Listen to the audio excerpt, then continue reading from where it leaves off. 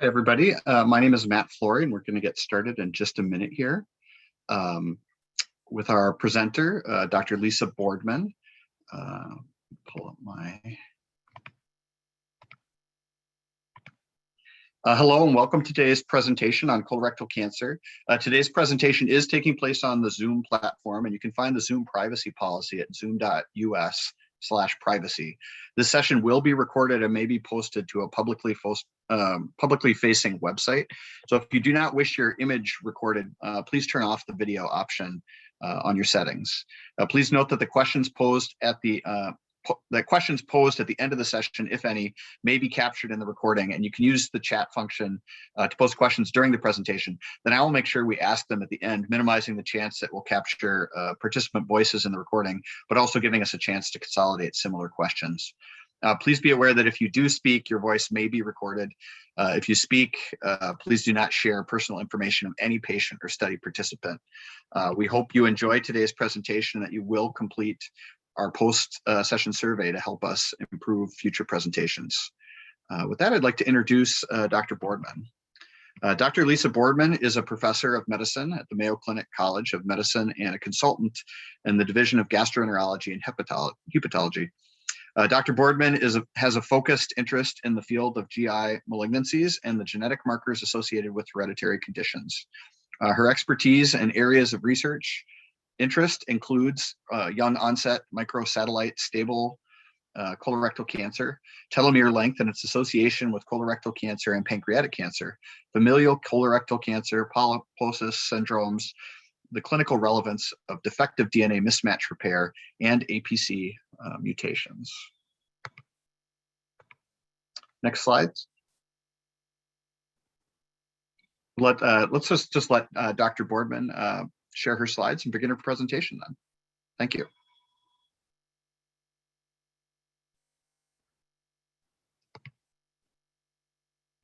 Dr. Boardman, I think you can share your screen now if you'd like. And I think you're still on mute as well.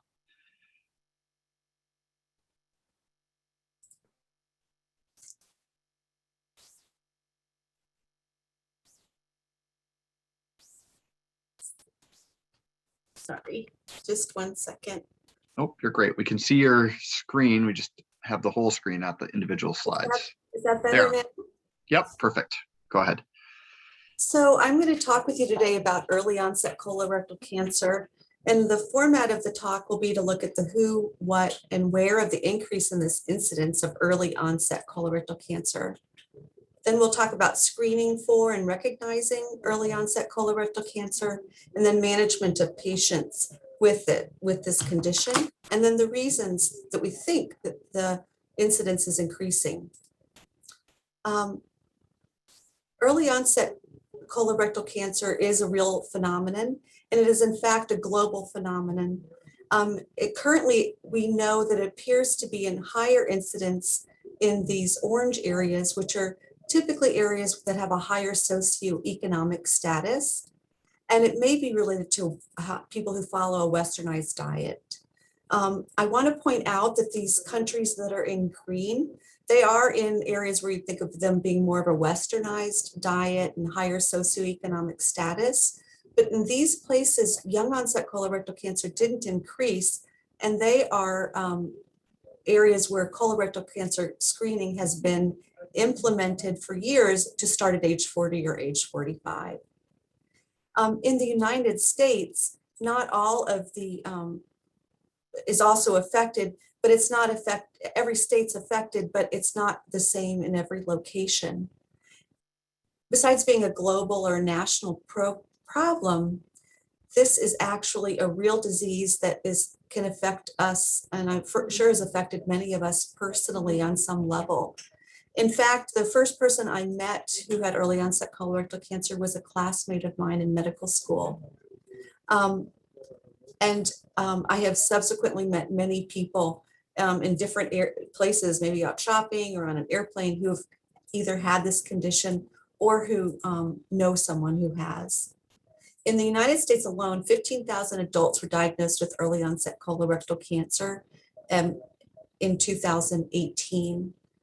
We noticed that the increase in incidence began about in the 1990s.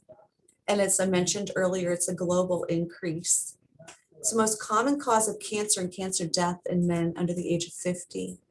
This increase in early onset colorectal cancer is real. It's not just a reflection or a result of people getting tested earlier. And it's not because there's a decreasing incidence of late onset colorectal cancer.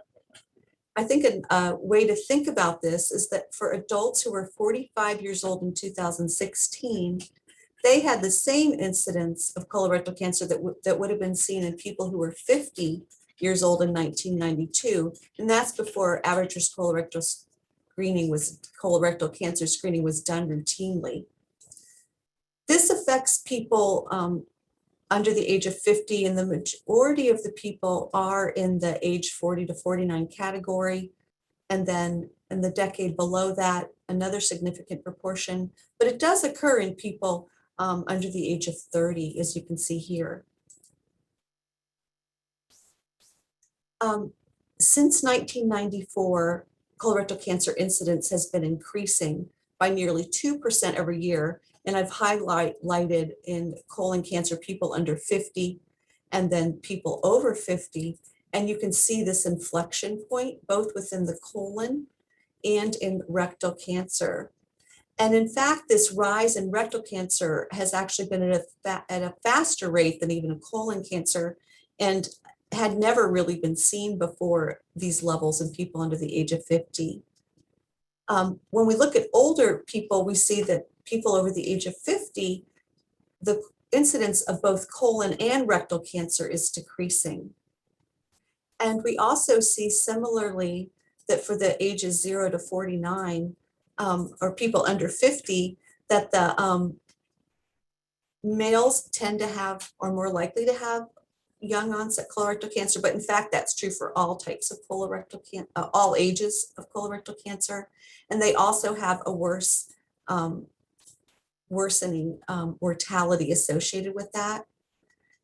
We see that in the young onset group, the mortality rate from colorectal cancer has at best remained flat, where we are seeing these nice declines in people who are older. There have been some hot spots in the United States that have been found, and that's one of the ways in which you might be able to find clues for why people develop colorectal cancer.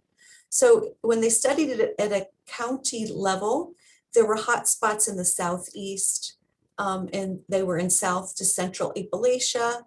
They were also in the Southern Mississippi, in Eastern Texas region, and then in the coastal South. And one of the associations that was found was the risk was more likely to happen in people who were non-Hispanic Black men in particular. And they did seem to be associated with cigarette use and probably poor socioeconomic status. And in fact, too, we will see some other differences related to racial groups and ethnicity. So this comparison of the incidence in the US between 2000 and 2011 shows that the highest incidence of early onset colorectal cancer is in African-American patients compared to white patients, with an even lesser so amongst Hispanic patients. One thing I think that is kind of promising is that we do see that in an older population, that for African Americans, we do see, because of screening, that there is a decreased incidence, both for African Americans, for whites, and for Hispanics. There are also site differences and stage differences, as I kind of alluded to before. Just to kind of familiarize you, if you're not familiar with the colon, the right side of the colon includes the cecum and the ascending colon and transverse colon, and then to the left is the descending colon, sigmoid, and rectum. And this is going from the right side of the colon to the left, and you can see that these rates of colorectal cancer in the early onset population are tending to occur more towards the left side into the rectum. We also see that for younger people that the percentage change in location is also reflected here, with a higher rate in the rectum and the left side of the colon. And then in older onset groups, they've actually decreased in each of these subsites. I think another important thing to realize about early onset colorectal cancer is that it does also often present in younger people at an earlier stage when there's distant disease, which would mean like metastases. So you can see here, there's been a 3% increase for younger people presenting at late stage, which is when it's least likely to be cured, compared to decreases that have occurred across all stages for people who develop colorectal cancer over the age of 50. The biggest increase in white people has been in rectal cancer cases, followed by distal colon and then proximal colon. However, in an African American population, proximal colon cancer, that's over towards the right side, remains higher in African American people than for, and in fact, for any other racial or ethnic group. And then the stage differences that we see is that for stage 3 decrease, so though in fact stage 3 disease has increased for people who are African American, they still have a much higher risk of stage 3 disease and then also of distant disease. And I think the take home from this is that for a long time we were being told that early onset colorectal cancer, young onset colorectal cancer was associated with a worse survival. I'd say there's still discrepancies, and there was a recent meta-analysis that tried to address this. But in general, for the people who are highlighted in the red bars, their overall survival is actually at least as good, if not better, than it is for people who are older when they present with colorectal cancer. What we anticipate to be coming is that the annual percent change is that there'll be 1.5% in men and 1.1% in women of an increased risk for colorectal cancer. We see this is significant. We've seen that the median age of colorectal cancer diagnosis has decreased from a steady state of 72 years. And then in 2001, it decreased to 66 years in 2015. There's about 49 new cases a day occurring in people under the age of 50, with about 10 deaths a day from this condition. And we predict by 2030 that 1 in 10 of all colon cancers and 1 in 5 of all rectal cancers are going to occur in people who are under 50, which is a pretty shocking statistic or prediction. And we see that one of the main groups that's going to increase is that group, the 20 to 34-year-olds, with a 90% increase between 2010 and 2030 and 124% increase in rectal cancer. Screening, basically here I just want you to realize that the idea of screening is that you catch a pre-symptomatic lesion called an adenoma or a polyp, and then if you take the polyp out, you prevent colorectal cancer. Even if you catch the cancer at an earlier stage, you're more likely for the person to be able to survive the disease. These associations were found in studies that looked at guaiac, fecal occult blood testing, and FLEX-SIG, and they in fact are the only randomized controlled trials. And these are the models that the American Cancer Society uses, and also the USPSTF does for determining what will be reasonable screening. And though kind of cutting to the chase through these different modeling systems, it was only just recently that the USPSTF actually gave the recommendation to start colorectal cancer screening at age 45. And there was an editorial that accompanied this publication that 45 is the new 50 for colorectal cancer screening. And the reason they determined this was they found that you actually had, if you started screening at age 45, it was, you had 22 to 27 life years gained with not a significant increase in complications. And it was good for all racial groups and for both men and women. The recommendations, just like for all the average screening, include FIT test every year, WIAC fecal occult blood test, the sDNA FIT test, which is the stool DNA test, either every year, which actually had a bit of a benefit over every 3 years, or doing a colonoscopy every 10 for average risk, CT colonography, or FlexSig every 5, with FlexSig every 10 years plus FIT every year. Are the different types of tests. They didn't make a specific one that they recommended, but it recommended all of these. How do you recognize early onset colorectal cancer? It's important to recognize it.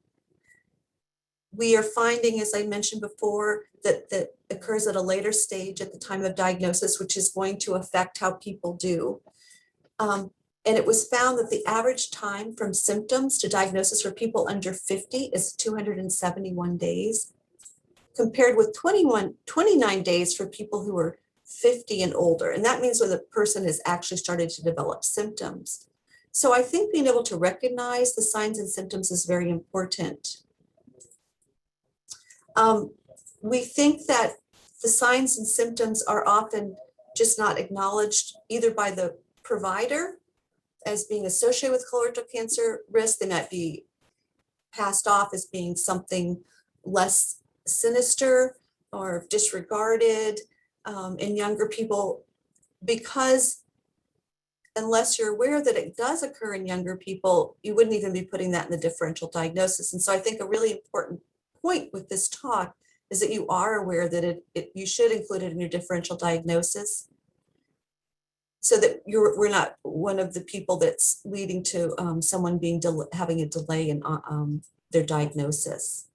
It's also possible healthcare insurance coverage might have played into this as well as even patients' own failure to recognize their symptoms or to come seek medical help.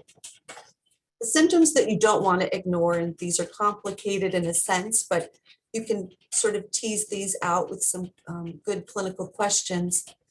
Rectal bleeding was one of the most common, which relates more to these young onset cases occurring in people more in the left side of the colon where bleeding might be a symptom. Abdominal pain, a change in the stool caliber, stool frequency or consistency, iron deficiency anemia, rectal pain, fatigue, bloating, weight loss.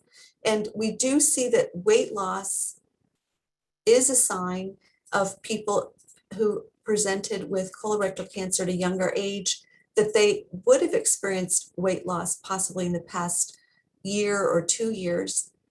It doesn't mean that the person has to come in emaciated. It means that they've had a change in their weight. So I think asking that specific question is really important.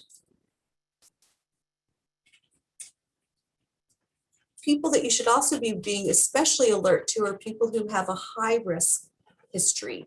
So if a person tells you that they have a relative with colorectal or another type of Lynch-related cancer, if they've had a history of radiation to their abdomen or pelvis, they have inflammatory bowel disease, if they've had any other type of cancer, or they have a history of a known hereditary cancer syndrome, then they are high-risk patients. And I'm going to go over these briefly. This is showing that a lot of, about maybe roughly half of the cases of people who present with early onset colorectal cancer in this report by Mowry et al. Had some sort of an explanation or syndrome ongoing. So you can see here the A's are the patients with Lynch syndrome caused by deficient DNA mismatch repair. The B's are the FAP patients. And then we go into a variety of different polyposis, MUT-YH polyposis, and THL1, hereditary mixed polyposis are all potentials, and then the POL-D1 and POL-E mutations. These all can present similarly with multiple polyps in the colon. Having said that, sometimes a person that will have an MYH mutation or even an APC mutation and present with just a few polyps. So the extensive polyposis doesn't eliminate the need to think about one of these hereditary conditions.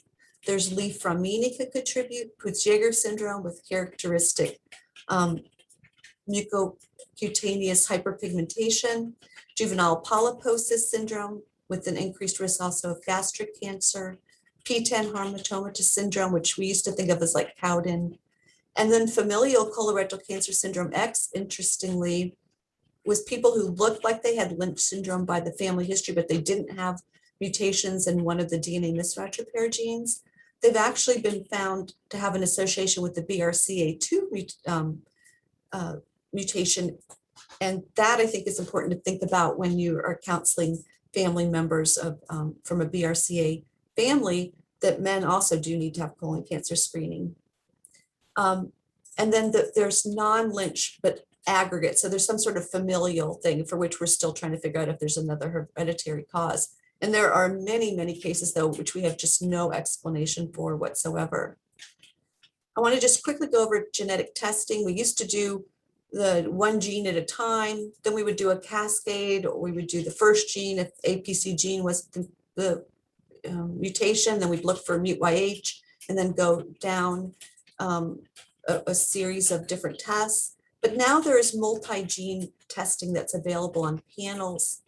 And many times in the young onset, that group of patients that we don't really have any sort of clue that would make us think it's hereditary, these may be good ways to go. And that's much cheaper, it's more efficient, and it's more useful for if it's associated with the for people that have a cancer, or that they and have blood relatives, you may be able to test them as well. It's also useful if somebody doesn't have a particular family history, they don't fit like a Lynch syndrome or any kind of clinical criteria. And also in smaller families, if they have a limited family history of cancer, or the family cancer history doesn't meet guidelines for testing, they may be people to think about. But if you have a person who meets Lynch syndrome, then clearly, then it makes more sense to do with the directed mutation testing. And then lastly, management of patients with EOCRC, there are a few unique things that you want to be aware of. You want to do a preoperative assessment that's going to do appropriate staging for the colorectal cancer, just like you would for anyone who presents with colorectal cancer. But you do need to think about if they might have a hereditary condition, then you might want to screen other organs. So if you think they have Lynch syndrome, you might also do a urinalysis or urine cytology. You might think about examining the stomach. Juvenile polyposis syndrome, there may be other, similarly, you might want to also evaluate the stomach. And that's where the genetic testing really does come in handy and can be very useful before someone goes on to their surgery in case they need or might benefit at least from knowing about an additional prophylactic surgery that they might need. We also would recommend, though, that the chemotherapy and radiation, those treatments are going to be the same regardless of how old a person is, but the impact on the patient may be different. How is it going to impact their quality of life? How does a 22-year-old manage having a stoma? Or how does somebody manage radiation? The radiation affects our lifetime, and they may be starting with those radiation effects at such a younger age that those are all important things, I think, to just be aware of when you're caring for those patients. And then, of course, will I be able to have children for those who have not yet had children? That can be a very important topic to discuss with them. So I think it's important when you manage patients with EOCRC to let them know that surgery is not going to impact their fertility, but the radiation or the chemotherapy may.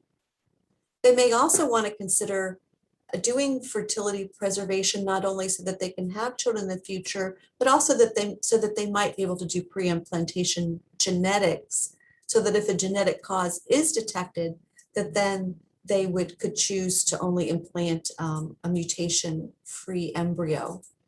So the approaches for fertility preservation, of course, require an infertility specialist. We would, or reproductive health specialist. For men, cryopreservation of sperm. For women, it's of course involves a bit more complicated process, and I think one that has to carefully be discussed. If you have patients who are in their teens, young women to really explain what that is going to be like if they do decide to do embryo cryopreservation. You can also do unfertilized oocyte cryopreservation. In some cases, like if you had a child who has not yet gone through puberty, for that young woman, you could do ovarian tissue cryopreservation and then later transplantation. And then less used, but which is also available, is to do ovarian translocation away from a radiation field if you're concerned that it would be within that area that it might damage the ovaries and the oocytes. Or you could use a gonadotropin releasing hormone agonist to prevent chemotherapy induced ovarian failure. Once a person's had young onset colorectal cancer, it's been found that younger patients who have early onset colorectal cancer are more likely to present with advanced adenomas than people who developed later onset colorectal cancer. And that's shown here in this table. However, we don't really recommend any change in what we would recommend for colonoscopy surveillance is any different based on a person's age of developing cancer. That may change as we learn more and more about that, but currently we just follow the NCCN guidelines for post-surgical surveillance. It's important to know too that for people who develop early onset colorectal cancer, they're more likely to have a second primary cancer. It's hard to determine if that's because these are actually, these incidences have been determined in people who maybe have a hereditary condition that might have promoted their increased risk for small intestinal or bile duct cancer. But it's still something to be aware of, that these patients really need to be followed for a lifetime and not to forget about the fact that they had early onset cancer. We also know that long-term survivors may have functional deficits and symptoms. They seem to have more anxiety. As I alluded to earlier, body image may be an issue, and they may be embarrassed by their bowel function, and that can affect their quality of life.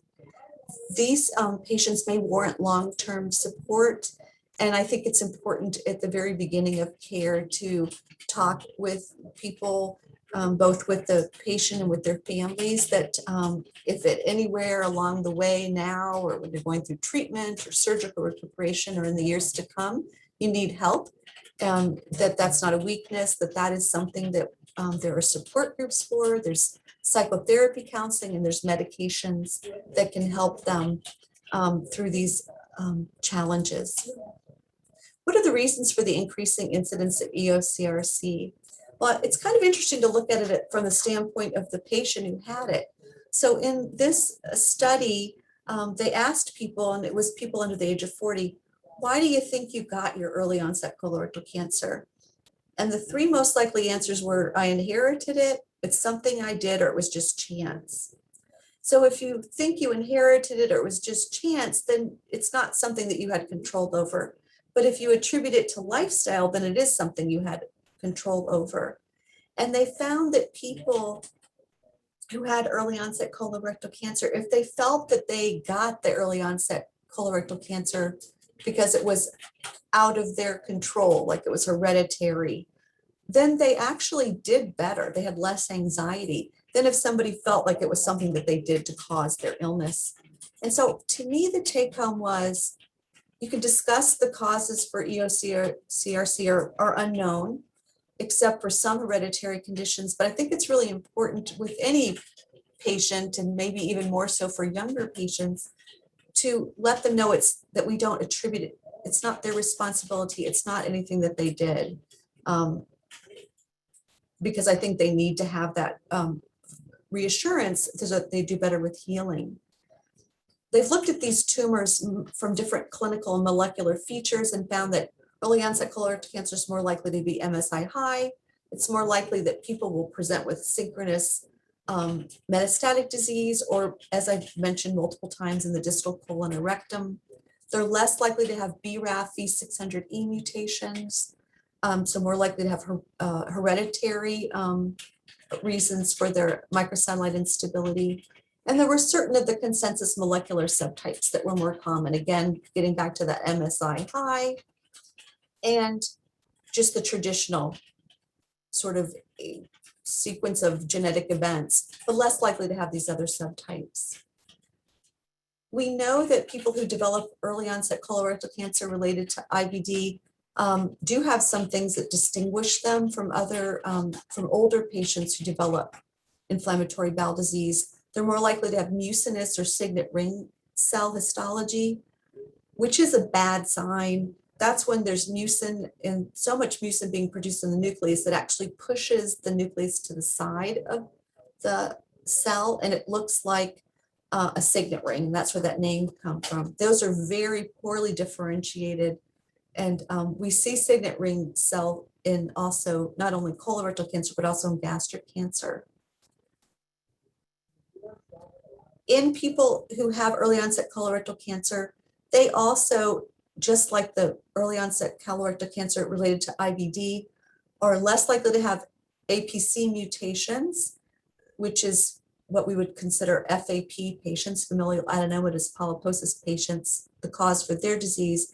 And just like the IBD in general, in the youngest group, younger group, 18 to 29 years old, they're more likely to have that signet ring histology. So there's some thought out in the field that maybe the group that's developing at age 40 to 50 may be distinct from the people who are developing under 40. And I believe that, again, as more studies are done, we'll know more. In general, when we think of why do people get early onset colorectal cancer, it's probably related to the same, something related to the same things that we see why older people develop colorectal cancer. In green, the good things are if you used aspirin or NSAIDs, estrogen therapy, statin use. If you follow a healthy diet, you eat more fish, avoid red meat, that's all good. If you, of course, have a hereditary condition that's going to predispose you, that'll be a risk factor. But again, the things that we tell all of our patients and we all want to do for our own good health is not smoking, not eating processed meats, limiting alcohol intake, limiting red meat or ultra processed fruits, and low intake of fruits and vegetables is not a good thing. And there may be some association with having an unhealthy weight. And so there's a lot of focus on early exposures as reasons for early onset colorectal cancer. And even as early as maybe even in utero, but certainly within those neonatal days, like did you receive breastfeeding? Did you get diet? Did you get a prebiotic supplement? How were you delivered? We know the microbiome of infants differs based on whether the whether the baby was delivered cesarean or vaginally. Are there stressors? What are their underlying genetics? And then I think most recently, so these kind of exposures and then the diet, the things we just discussed, high sugar diet, how does it affect the microbiome? And there's a lot of thought that the microbiome is largely going to somehow contribute to these early onset cases, either via changes in immunity or inflammation, or because it leads to increased weight that then somehow probably leads to the inflammation, similarly with the diabetes. And two things I actually read in the news just in the past few days was association with antibiotic use, so that we seem to see, it seems that early onset colorectal cancer patients were more likely to have had treatment with antibiotics in early life. And then another area is the high fructose corn syrup or eating too much sugar or processed foods. Again, possibly through the microbiome, there may be another mechanism, but those are some of the thoughts as we're trying to sort through this. Then I want to end with what I found to be a very amazing article written by Ibram X. Kendi, who is the Andrew Mellon Professor in Humanities and is the founding director of the Boston University Center for Anti-Racist Research. And he wrote the book Stamp from the Beginning and How to Be an Anti-Racist. And he's a stage 4 early onset colorectal cancer survivor. He highlighted several things in this article in which he, along with, I believe, 5 other men, shared their stories of having been diagnosed with colorectal cancer. And one thing that he highlighted is it's really important to realize that this is a disease that does afflict African-American patients more so and with more dire consequences than for people of any other race. And I think part of him speaking up is so important. I think was really brave. Not everybody wants to talk about going through this awful experience or try to be a voice, and maybe something that lets somebody know, maybe I need to get checked out. And he wrote in his article, my body sent me warnings throughout the fall of 2017, but I ignored them. The weight loss, the fatigue, constant trips to the bathroom only for nothing to happen. And as the symptoms got worse, so did my denial. And I think that was just such an important thing to say and to get out into the community. I think we all are at risk of denying symptoms. We're all at risk of also getting burned out as care providers. And so I think kind of having this as another reminder is really helpful. And I, again, just much appreciated his very thoughtful article on that. I appreciate you listening to me. And I think it's important also to know whether you're the person with early onset colorectal cancer or you're one of the care providers or a family member, that this is an important disease. We do have many different treatment options, and it does take a team. It takes a team of colorectal surgeons, medical oncologists, radiation oncologists, medical genetics, and gastroenterologists to try to help manage the care for people who have early onset colorectal cancer. Thank you, Dr. Boardman, for that very thorough presentation. And I want to encourage people on the call, if you have questions, to submit them in the chat. But as moderator, I'm going to take one prerogative and just ask one question. In terms of treatment, how different is the treatment approach for colorectal cancer patients if diagnosed before the age of 50 versus after 50? And what other considerations do you think primary care physicians might take into consideration for their aftercare or their post-treatment care throughout the rest of their life? Sure. So, I mean, in fact, there's not, unless a person has a hereditary condition, there are not differences in what we would recommend for treatment. And there's not differences in surgical approaches. There's not a difference in the radiation or chemo. I think the differences are that you need to perhaps address these issues like fertility, wish to have children in the future. How are you going to, if you need to have a stoma, getting the stoma counseling involved very early. I do this with all my patients, but I always bring up that, you may find yourself depressed at times. That's a normal reaction. It's the body's reaction. And just like we have treatment for the cancer, we also can have treatment for that. And I think providing that support is very helpful. I think also it's important to, when you speak with a younger person, to be very cognizant of who their support team is, and to realize that a young adult, maybe with a parent, because they have not found a life partner yet or have a partner yet, that there may be times when you need to speak to that person alone, and always just to be respectful of the family, but also being there to really support that younger person through the very unexpected. Great. Well, I'm not seeing any other questions. Does anybody else have a question? Here's one. How can local cancer centers and communities increase awareness of the new USPSTF colorectal cancer screening guidelines? Do you have a suggestion, Dr. Boardman? Yeah, I mean, I think that what I've seen a lot of that seems to be happening is I see like social media, obviously, is one way that gets out. I think there are different sharing having they used to have like a buddy program where you could share like a blue bracelet, you had your colonoscopy. And then I think getting out into communities, probably going to community events, going to churches, things like that, maybe additional ways. And I also think having education that starts for even children in grade school. They're very, comfortable with their bodies more so than they might be a little bit later. And they can really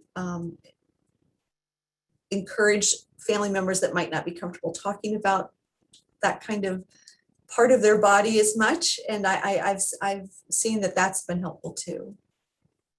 One other question here. Are you saying that a plant-based diet is the best option for prevention? So that would be it does appear that plant-based diet. Now I can't say though, I can't really address milk per se, or eggs. I can't say that a vegan diet is superior to a vegetarian. But it does appear that avoiding red meat, etc., sticking more towards fish, and if you are going to have an animal protein is probably better. Great. Last call for questions. Does anybody else have a question? Is colorectal cancer getting more prevalent in younger people, and why is there not more education out there? Yes, so it definitely, that's the whole thing, isn't it? That it's definitely increasing in incidence under people under the age of 50. And why is it not out there? I mean, it's that knowledge has been around, but for some reason, I guess as with many things, it didn't reach like critical awareness. I feel like we're at the point now where we're actually really, really believing it. I think the data is so clear now, and there's enough people that recognize it. And hopefully now the message will get out there. Another question, should communities support programs that provide free stool-based tests like FIT, or should the focus be on encouraging colonoscopies? So the focus should be on getting any type of screening done. So the screening, and I think it's really, it's said often, doing the screening, whatever one you'll do, that's the one that should be done. So if a person's afraid of, they don't want to send in a stool sample, then they should do another type of imaging test. If they're afraid of a colonoscopy, there are other ones available. I think that's why the United Services, the United States Preventive Service Task Force actually, explicitly listed all those types of screening. That's fine. Right, and FIT is fecal immunochemical test. So I think the next question you just answered. Okay. One last question. What can explain the prevalence in the African-American population? I think that is what we don't know the answer to at this point. It could be possibly genetic. I don't know that there's a lot of evidence for that. It could be related to diet, could be related to stress. Stress may be higher. It's hard to know what the reason is. It could be, potentially if people who are African American are less likely to be getting their providers to do screening, that could be another reason. Or if people aren't seeking care, there's so many things, we just don't know that answer yet. Okay, and then this one will be the last question, just because we're almost at time. Do you have any suggestions, or how would you bring awareness of early onset colorectal cancer to young adults when that topic just isn't important to them as patients?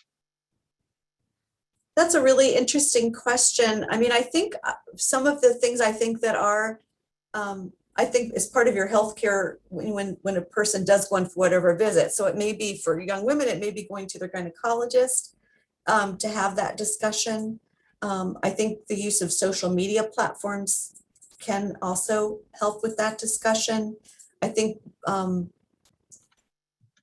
billboards and different things that sort of take away the stigma of talking about the colon, or talking about or being kind of embarrassed about a person's bowel habits. I feel like those things are all changing over time, and those are things I think have been impediments. Great. Thank you so much for your presentation and your thorough answers to all of today's questions, Dr. Boardman. Really appreciate that. I'd just like to thank everyone for joining us today and just ask you if you could make some time. I'm putting an evaluation link in the chat. We will email that out to folks after the call today as well. It's only 4 questions. This helps us both understand how well we did today, but also any topics you might like to see webinars on in the future. So if you would take a couple of minutes to answer the quick survey, we'd really appreciate it. Thank you, everybody, for joining us today, and hope you have a great day. Thank you, Matt.